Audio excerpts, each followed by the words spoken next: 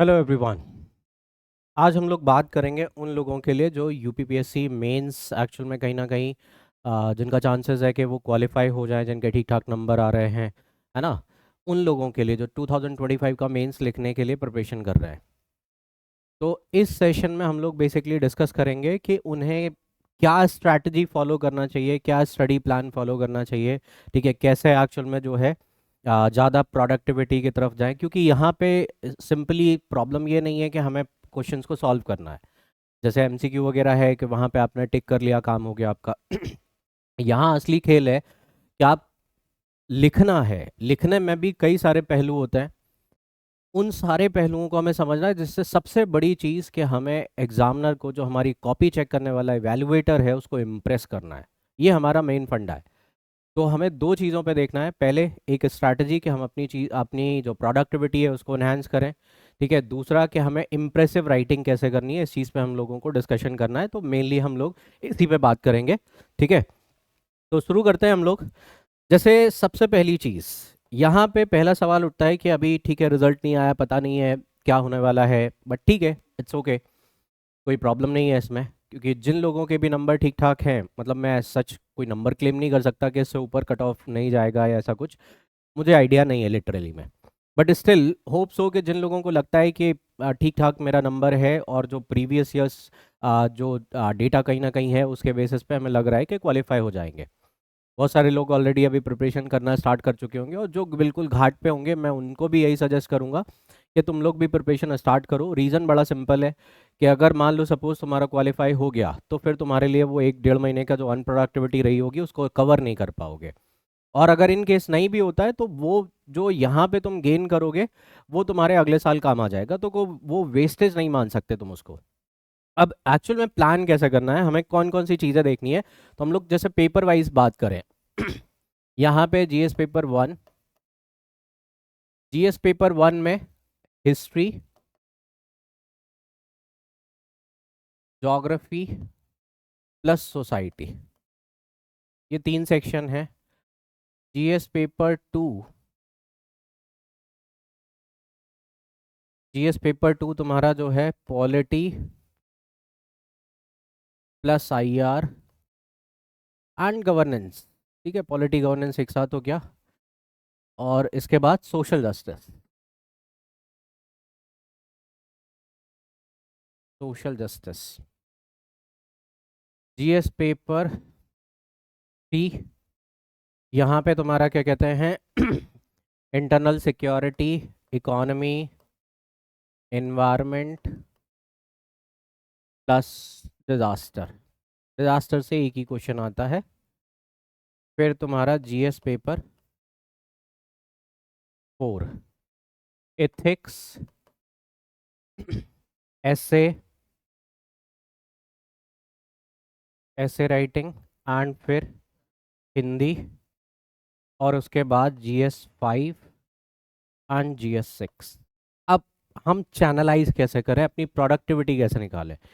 देखो, दो अप्रोच है। या तो तुम सबसे पहले छोटे छोटे सब्जेक्ट्स को ख़त्म करके और उनको साइडलाइन कर दो, जिससे हमें उस पर एक्स्ट्रा वर्डन देखना ना मिले। छोटे छोटे सब्जेक्ट जैसे जिनकी प्रोडक्टिविटी बहुत अच्छी खासी है और जिनमें टाइम कम लगता है, जैसे सोसाइटी हो गया।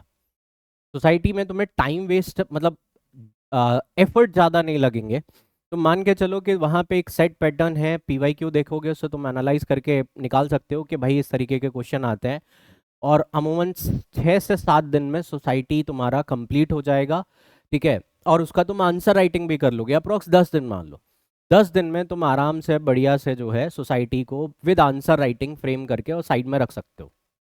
तो या तो एक अप्रोच ये है कि अपने जो स्मॉल सब्जेक्ट्स हैं, ठीक है, जिन पे हमें ज़्यादा कोई दिक्कत नहीं होगी, जैसे सोसाइटी हो गया, सोसाइटी को हमने कंप्लीट करके अपना आंसर राइटिंग, उसके जो पीवाईक्यू है, सबसे पहले टेस्ट सीरीज लगाने से पहले एक्चुअल में मैं सजेस्ट करूंगा कि पहले पीवाईक्यू निपटा दो।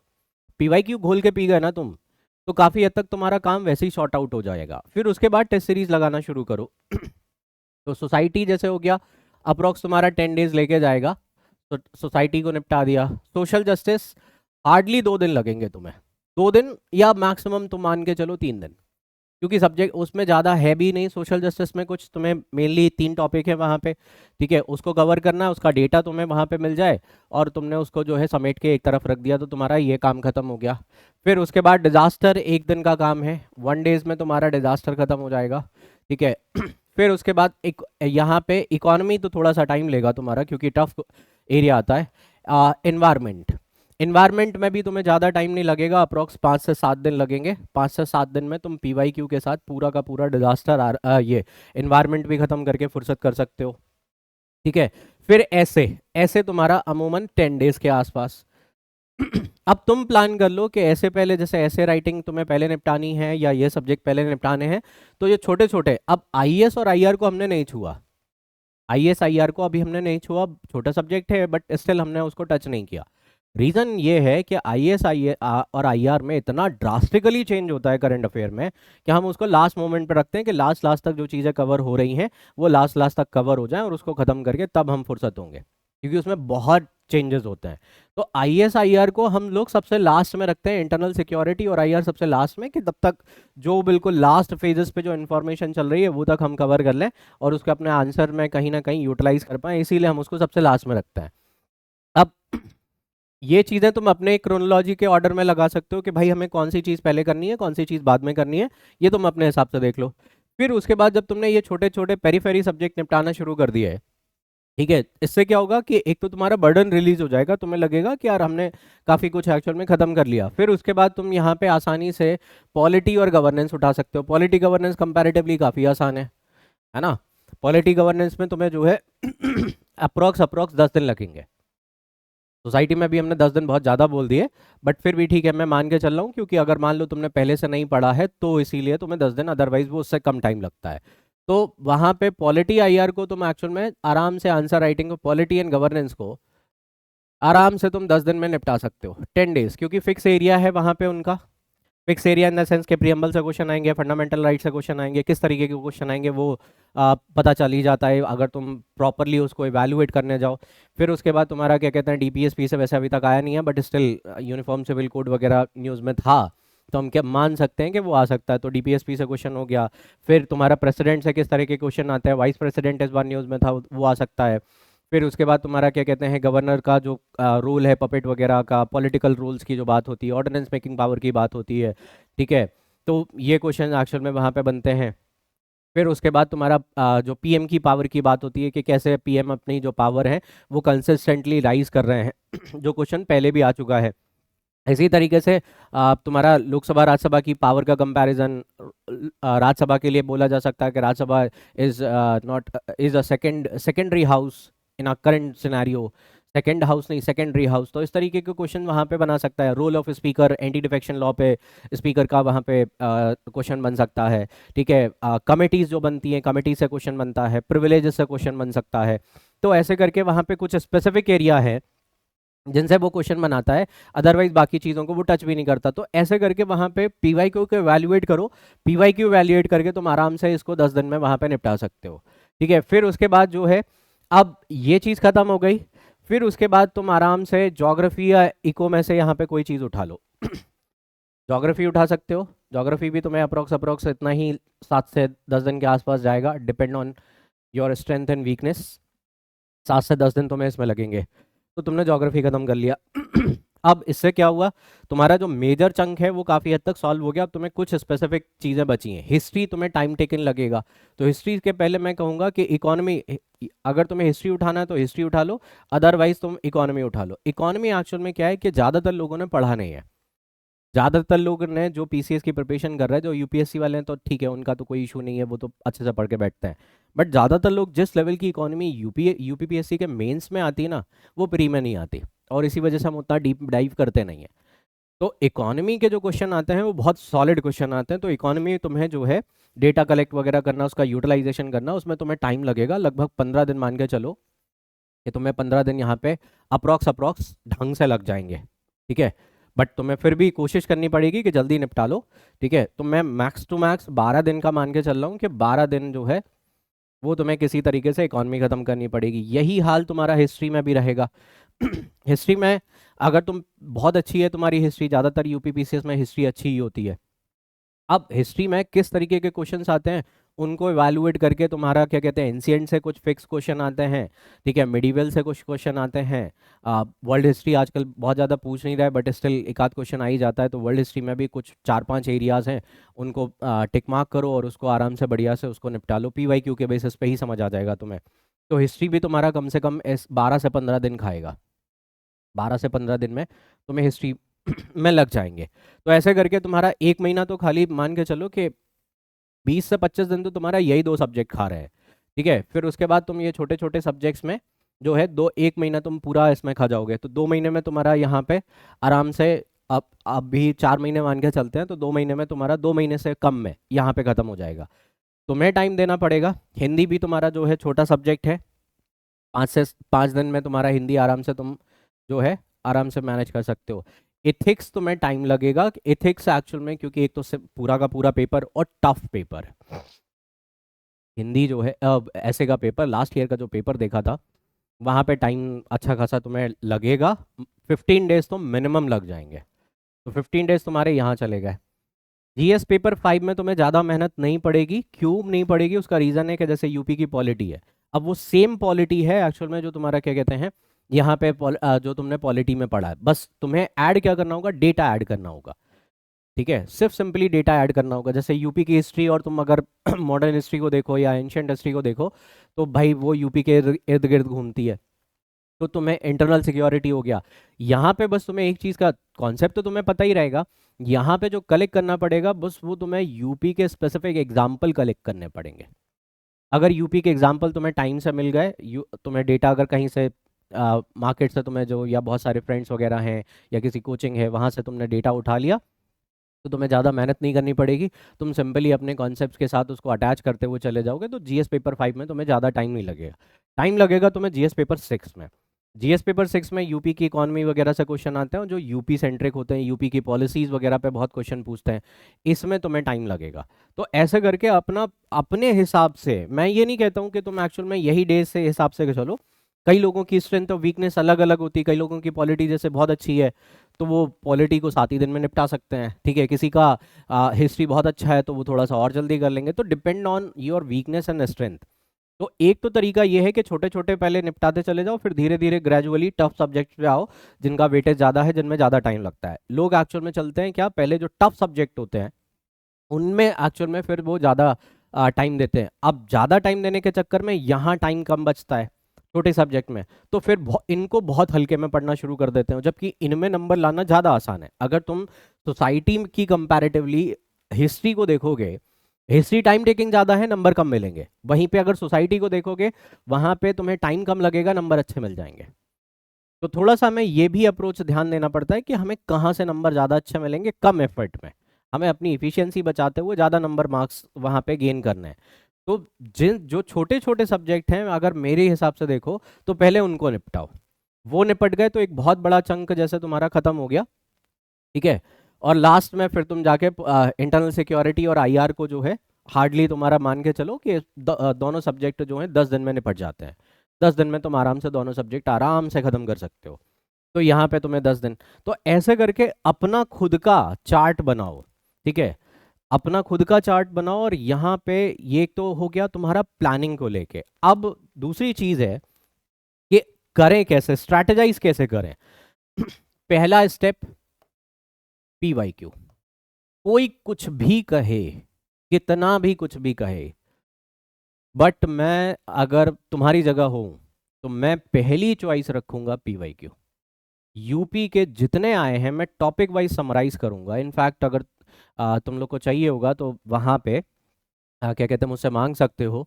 मेरे पास ऑलरेडी क्या कहते हैं, मैंने पेपर 1, 2, 3 इन तीनों के टॉपिक वाइज एक्चुअल में PCS के जो है, हिस्ट्री के, ज्योग्राफी के, पॉलिटी के, IR के, गवर्नेंस के, इस तरीके से मैंने टॉपिक वाइज एक्चुअल में बना के रखे हुए हैं।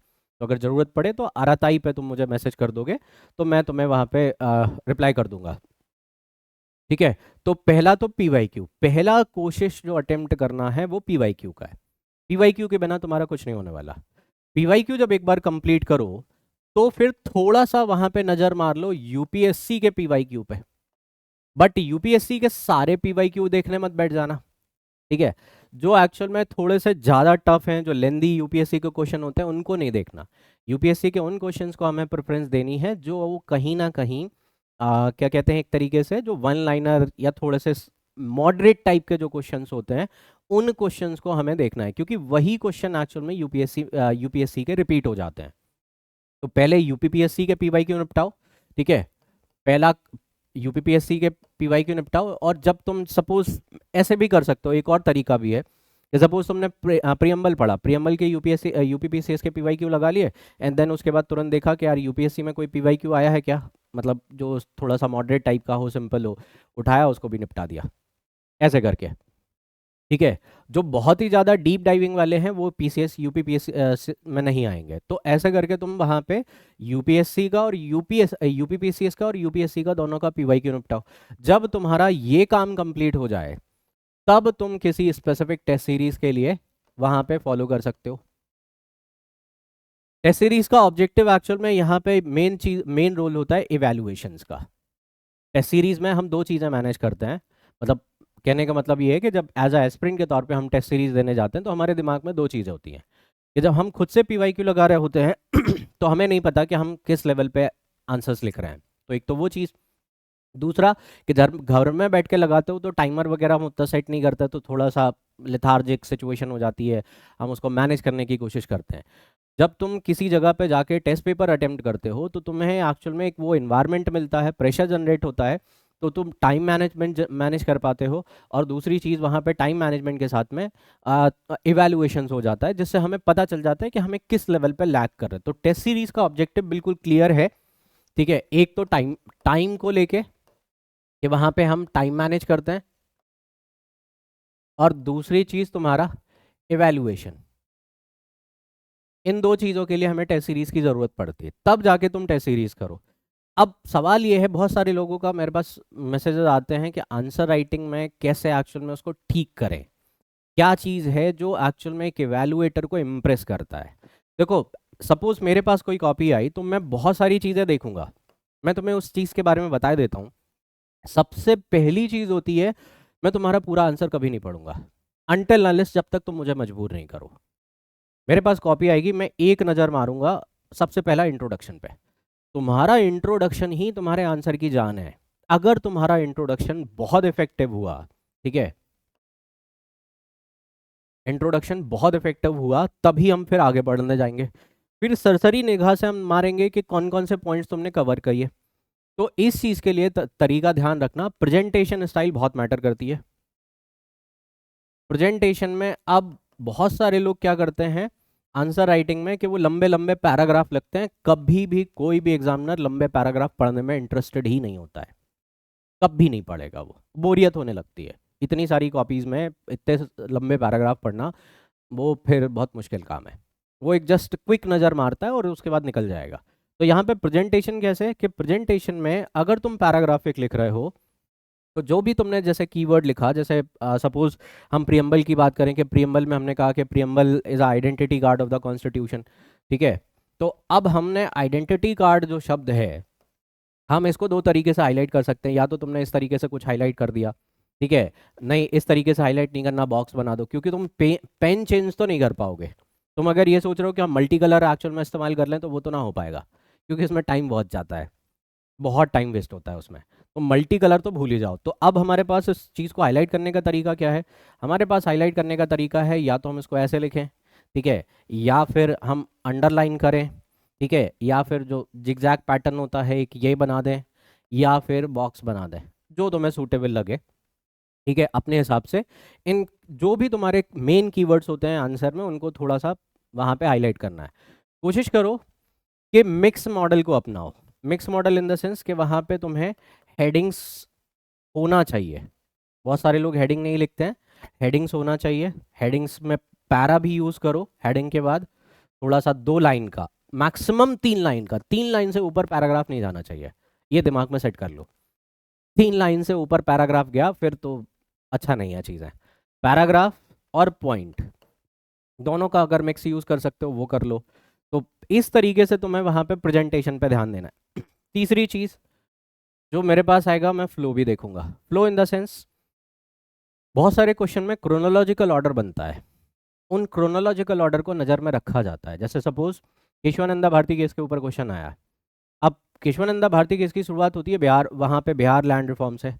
तो अब तुम्हें वहाँ पे उसी ऑर्डर में लिखना पड़ेगा, जो चीज़ पहले आई है उसको पहले लिखोगे, जो पॉइंट बाद में आया है उस पॉइंट को बाद में लिखोगे।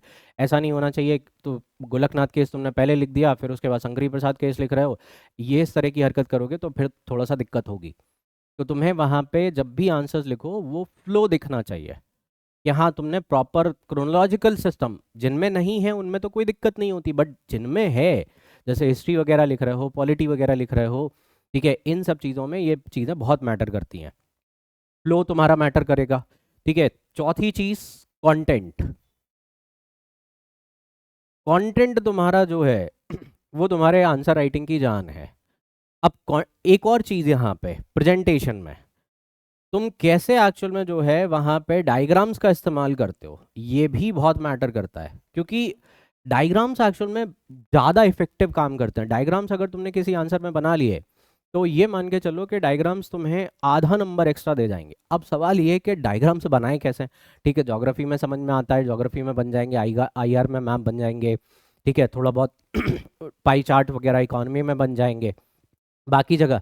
अब यहाँ पे तुम्हें कुछ पर्टिकुलर टेम्पलेट्स बनाने पड़ेंगे। जैसे मैं जस्ट एक एग्जांपल के तौर पे बता रहा हूँ, अगर सपोज प्रियम्बल से रिलेटेड क्वेश्चन आया, ठीक है, और हमें वहाँ पे जस्टिस, लिबर्टी, इक्वलिटी, फर्टेनिटी बताना है, तो हमने क्या किया, इस तरीके से वहाँ पे बनाया, जस्टिस लिखा, ठीक है, जस्टिस को हमने क्या किया, सोशल, पॉलिटिकल, इकोनॉमिक। और तुम्हारे इसका सेंस होना चाहिए, ऐसा नहीं कि कुछ भी रेंडम बना दिया। अब यहाँ पे ये तीन तरह के जस्टिस होते हैं, अब इसी को तुमने ऐसे कनेक्ट कर दिया, ठीक है, जैसे यहाँ पे इक्वलिटी, लिबर्टी, ठीक है, और फ्रेटर्निटी, ये हमने फिगर बना दिया। अब इसको इसका सेंस है, पहली चीज जस्टिस इन सारी चीजों से कनेक्टेड है, कोई एक सिंगल चीज अकेला जस्टिस को ड्राइव नहीं करता। मेन कॉर्नर कौन से हैं जस्टिस के, जो हमारे उसमें social, political and economical, but justice also associated with equality, right, justice is also associated with liberty. और जस्टिस और लिबर्टी को तो अगर तुमने प्रियम्बल थोड़ा सा ध्यान से पढ़ा हो, doctor B R Ambedkar ji ने भी ये चीज़ बोली है कि fraternity basically is a balancer between the equality and liberty. तो हमने वहाँ पे ये चीज़ मेंशन कर दी, यहाँ पे फर्टेनिटी बैलेंस के तौर पे काम कर रहा है। तो तुम्हारे इस क्वेश्चन में क्या है कि वो डायग्राम बहुत सारी चीज़ों को एक्चुअल में सामने समराइज कर देता है। अगर तुमने इस तरीके के डायग्राम्स हो गए, फ्लो चार्ट्स हो गए, इस तरीके से अगर तुमने बनाना सीख लिया तो फिर वो तुम्हें दूसरे से आधा नंबर एक्स्ट्रा दे जाएंगे। इस तरह के टेम्पलेट्स अपने कुछ बना के रख सकते हो जो तुम आराम से यूज़ कर सकते हो, ठीक है। फिर आता है कंटेंट। कंटेंट में अब सवाल ये है इंट्रोडक्शन की, जैसे हम लोग बात कर रहे थे कि इंट्रोडक्शन में कैसे स्टार्ट करें, तो इंट्रोडक्शन में तुम्हें ध्यान रखना है कि कोशिश जो डायनामिक्स हैं जिनमें करंट अफेयर कनेक्टेड रहता है, उनमें तो कोशिश करो करंट अफेयर से कनेक्ट करके ही इंट्रो लिखो, वो ज़्यादा बेस्ट होता है, क्योंकि वो एक तरीके से बांध देता है एग्जामिनर को कि हाँ तुम कुछ इंटरेस्टिंग लिखने वाले हो।